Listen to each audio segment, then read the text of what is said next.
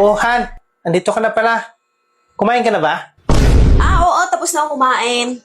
Saan ka kumain? Nagsaing pa naman ako ng marami. Han, sorry. Ba't ka nagsusuri?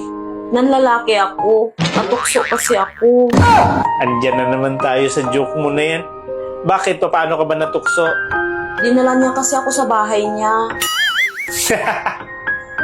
Huwag mo ako i-good time dahil hindi ako maniniwala sa'yo.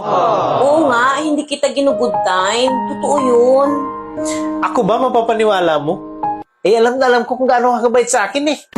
Kitang-kita sa mukha mo yung pagsisinungaling. Ba't ayaw mo maniwala na may lalaki ako? At dinala niya ako sa bahay nila? Paano ako maniwala sa'yo? Ay nakita ko sa hotel kayo pumasok, hindi sa bahay nila.